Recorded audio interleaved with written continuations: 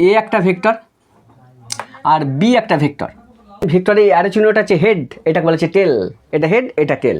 বলছে দুটো হেড যদি একসঙ্গে মিলিত হয় কোনো বিন্দুতে, এই বিন্দুতে, অথবা একটা বিন্দু থেকে যদি দুটো ভেক্টর নির্গত হয়, মনে করো এ ভেক্টর আর বি ভেক্টর যদি একটা বিন্দুতে মিলিত হয়, এখানে পি বিন্দু আছে, অথবা একটা পি বিন্দু থেকে যদি দুটো ভেক্টর বেরোয় নির্গত হয়, ঠিক আছে, তাহলে এই ভেক্টর দ্বয়ের মধ্যবর্তী কোণ মানে কি, ওই দুটো ভেক্টরের এই যে কোণটা তৈরি হলো এই কোণটা হচ্ছে এদের মধ্যবর্তী কোণ। তাহলে দুটো ভেক্টর যদি একসঙ্গে মিলিত হয় অথবা দুটো ভেক্টর যদি একটা বিন্দু থেকে নির্গত হয়, তখন যে কোণটা তৈরি হয় সেই কোণটা হচ্ছে কিন্তু এদের মধ্যবর্তী কোণ, সেটাকে আমরা আলফা দিয়ে ডিনোট করি। কিন্তু যদি দেখা যায় একটা ভেক্টরের হেড আর একটা ভেক্টরের টেল, একটা ভেক্টরের হেড মানে কি এ ভেক্টরের হেড আর বি ভেক্টরের টেল, আমরা দেখছিলাম না ত্রিভুজের ক্ষেত্রে, তাহলে এরা যদি মিলিত হয় তাহলে কিন্তু এখানে যে কোণটা তৈরি হবে সেই কোণটা কিন্তু ভেক্টরের মধ্যবর্তী কোণ নয়।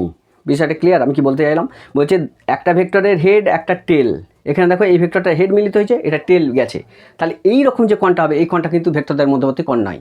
ভেক্টরদ্বয়ের মধ্যবর্তী কোণ হতে গেলে কী হতে হবে না, দুটো ভেক্টরের হেড একটা বিন্দুতে মিলিত হতে হবে, অথবা দুটো ভেক্টরের টেল একটা বিন্দু থেকে নির্গত হতে হবে। সেই জন্য আমরা ত্রিভুজের ক্ষেত্রে কী করছিলাম, এটাকে লব্ধি ধরেছিলাম, মনে পড়ছে, এটাকে লব্ধি, এটাকে আধ ধরছিলাম, রেজাল্ট্যান্ট ভেক্টর।